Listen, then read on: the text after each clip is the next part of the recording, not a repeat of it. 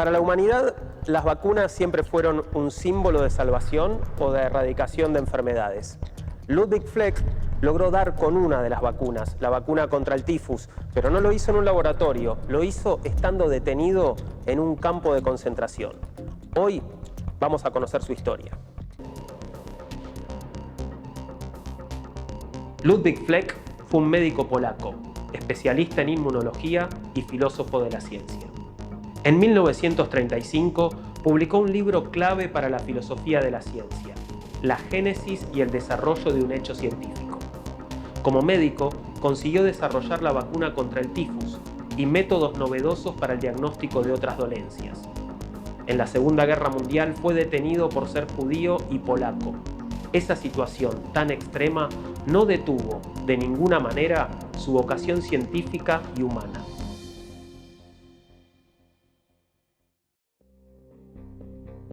Para conocer la historia de Fleck, hoy vamos a conversar con Daniel Blanco. Daniel es licenciado en Biología, doctor en Epistemología e Historia de la Ciencia y se desempeña como docente e investigador científico. Gracias, Daniel, por estar con nosotros. Un gusto para mí.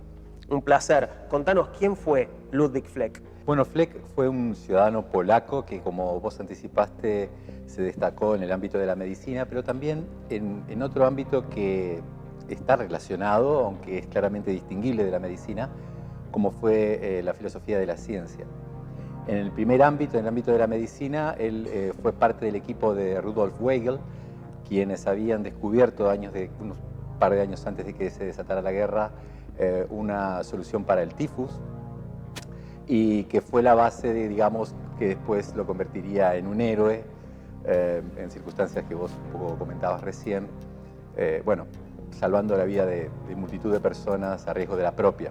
A propósito de esto, ¿cómo son las circunstancias en las cuales, bueno, es Fleck detenido y va a parar a un campo de concentración? Claramente esta es la adversidad más grande a la que tuvo que enfrentarse para desarrollar su trabajo, ¿no? Sin dudas, los alemanes, digamos, entran en Lemberg, que era su ciudad natal, donde él estaba desempeñándose y ya estaba casado y tenía un hijo, en 1941, y él, en tanto que polaco judío, ya veía visorar que su detención era una cuestión de tiempo. Esto se cristaliza en 1942, donde es llevado no necesariamente a una cárcel en sí, sino a parte del gueto que estaba destinado a investigaciones médicas, y su éxito, luego de unos meses de trabajo otra vez para encontrar una solución para el tifus, hizo que fuera trasladado 2 veces, la primera a Auschwitz en febrero de 1943 y a fines del mismo año a Buchenwald. O sea, del gueto va a parar primero a un campo de concentración y después a otro. Efectivamente. ¿Y por qué lo trasladan? Porque efectivamente, digamos, los alemanes habían descubierto que el tifus no era un problema solamente judío. Ahí también hay una cuestión interesante del vínculo que hacían los nazis entre el tifus y la pertenencia a este grupo. No solamente como transmisores.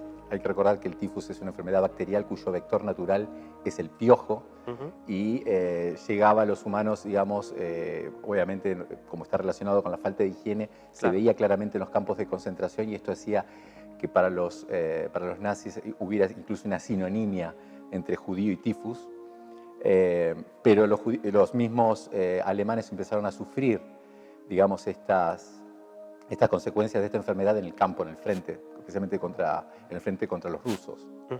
Entonces trataron de encontrar una solución y entonces incorporar, aparte del equipo de Weigel, en este caso a Fleck, digamos, a la investigación que los mismos alemanes estaban desarrollando, venía como anillo al dedo. Él logra de todos modos salvar muchas vidas dentro de los campos de concentración. ¿Y cómo llega a desarrollar investigaciones en ese contexto? Venía estudiando desde antes, pero siguió trabajando en el contexto más hostil posible, ¿no? Sí, lo que fue logrando fueron cosas en algún sentido idénticas, en el sentido la síntesis de la vacuna, pero los contextos, aunque parecidos, fueron también distinguibles.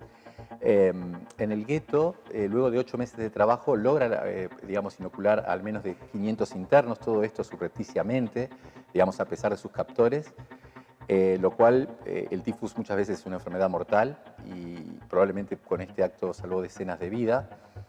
Cuando es trasladado a Auschwitz, logra lo mismo en menos tiempo Y además tuvo el cuidado siguiente, el que un interno diera positivo para tifus era una excusa para la ejecución. Era una sentencia de muerte. Exactamente, era la excusa para liquidarlo directamente. Entonces lo que hacía él era por ahí cambiar los resultados de los positivos en negativos y de esa forma tratar de eludir el problema. Cuando va a Buchenwald es cuando sucede quizás lo más interesante, porque había un médico alemán, Ding Schiller, que había puesto ahí unos meses en agosto del 43, había instalado un laboratorio con el único objetivo específico de solucionar el problema, y creía, a la llegada de Fleck, creía haberlo encontrado a la vacuna, pero en realidad porque había digamos, equivocado el agente, había confundido, digamos, la bacteria que producía el tifus con los leucocitos de los cobayos que utilizaba en sus experimentos. Esto Fleck se da cuenta, pero no lo advierte. Y incluso Ding Schiller dice que él se mataría, se suicidaría si su producción no funcionara. Y efectivamente no funcionó, aunque el suicidio habría de esperar su hora un par de años después. Tuvo que hacerlo más tarde. Tuvo que hacerlo un poco más tarde.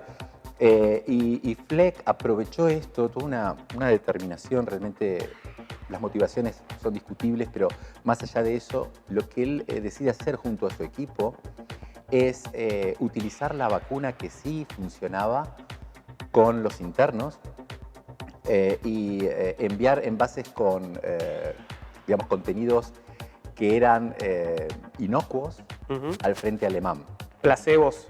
Placebos, efectivamente. El problema aquí fue que hubo una discusión interna dentro del grupo, o sea, ¿por qué no mandamos algo que contamine? Claro, que les haga daño. Que les haga daño, y Fleck optó por que no fuera así. Si esto es por una razón moral o porque eso evitaría ser descubiertos y los llevar a todos a la horca rápidamente, claro, es algo que se discute. Pero más allá de eso, el hecho es que su opinión prevaleció y mantuvo el engaño durante casi 18 meses. Cuando se empezaron a dar cuenta que de todos modos los soldados en el frente se enfermaban y las protestas fueron para con Fleck. Fleck tomó las vacunas genuinas y mandó esas a los laboratorios para que hagan, digamos, un testeo independiente, por un lado en Berlín y por el otro lado en el Instituto Pasteur en París, en la París ocupada, por supuesto, y todo funcionó bien y eso hizo que conservara su vida. El pase salió, digamos. Así es, así es. Daniel, nos contabas que además de este aporte valiosísimo, ¿no?, el descubrimiento de la vacuna contra el tifus, hizo Ludwig Fleck otro tipo de aportes que tienen que ver más con la filosofía de las ciencias, con lo metateórico. Efectivamente. Este aporte viene de la mano de un libro que él escribió en 1935, fue publicado en 1935, que se llama La génesis y el desarrollo de un hecho científico, y que en principio estaba destinado a llevar el mismo fin que su autor, esto es prender los fuegos, y sin embargo, bueno, no solo Fleck, sino también algunos pocos ejemplares de su libro sobrevivieron a la guerra, y finalmente pudo ser entonces conocido, divulgado y, bueno, traducido al inglés primero a los fines de los años 70, e incluso castellano en mediados de los 80. Lo que es interesante es que las ideas que aparecen en este libro, diría dos cuestiones. La primero, que está en oposición a un grupo con el cual él, en algún sentido, estaba informado de lo que estaba pasando en Viena, conocido como el Círculo de Viena, claro, los arquitectos del así llamado positivismo o empirismo lógico, cuyo abanderado era Rudolf Carnap, que tenía un fuerte anclaje en la observación, la observación descargada de teoría. Entonces, lo que hace Fleck en su libro es objetar justamente eso, y va al corazón, si se quiere, a los cimientos del edificio, poderoso edificio para la época del positivismo lógico, que también obviamente ante el ascenso del nazismo en Europa tuvo sus propios problemas, con el asesinato, por ejemplo, de uno de sus líderes, Schlick, en las escaleras de la universidad por parte de uno de sus exalumnos, y finalmente la dispersión de todos ellos mayormente a Estados Unidos. Lo interesante, y me parece como legado, es el hecho de que cuando Ludwig Fleck muere en 1961, estando en Israel, Al mismo tiempo se estaba cocinando, por así decirlo, un libro en Chicago, escrito por Thomas Kuhn, La estructura de las revoluciones científicas. Claro, ese lo conocemos un poco más todos, ¿no? Sí, de hecho es uno, o tal vez el libro que más ha sido leído por el público en general y por los científicos en particular, de todos los que hay en la gran biblioteca de la filosofía y la historia de la ciencia. La idea de los cambios de paradigma, ¿no? Efectivamente, muchas de estas ideas, el colectivo de pensamiento, esto de ver factores sociológicos e históricos anclados en la práctica científica, de la cual los científicos no pueden desembarazarse tan fácilmente, estas ideas que uno las conoce, diría que son kuhnianas, aparecen ya todas con la misma semántica, con el mismo significado, aunque con otras etiquetas, con otras categorías, en el libro de Fleck. O sea que no son kuhnianas, sino que son fleckianas o algo así. Las ideas kuhnianas son fleckianas, tienen su raíz en Fleck, efectivamente. De hecho, Kuhn reconoce eso en su libro, de que hay algún anclaje en Fleck, pero más del que uno, una vez que lea Fleck y lea Kuhn, le hubiera gustado, menos digamos, de lo que a uno le hubiera gustado ver. De hecho, en 1979, cuando aparece la edición inglesa del libro de Fleck, aparece prologada justamente por Thomas Kuhn. O sea que hay un reconocimiento, bueno. Hay un reconocimiento en ese sentido. Y también, hablando un poquito de su aporte médico, es interesante también subrayar que la solución para el tifus, una enfermedad judía, no vino del ámbito del campo, digamos, alemán, sino del propio ámbito del seno judío. ¿Se sigue utilizando esa vacuna contra el tifus en la actualidad o el tifus fue erradicado? No, no fue erradicado. Se utilizan, no existe una cura directa, efectiva, digamos, que nos asegure 100%, pero sí vacunas análogas al trabajo que hizo Fleck se continúan utilizando como tratamiento hasta hoy. Daniel, muchas gracias por habernos contado la historia de Ludwig Fleck. Gracias a vos. Ludwig Fleck es un ejemplo clarísimo de la investigación científica en un contexto de adversidad realmente extrema.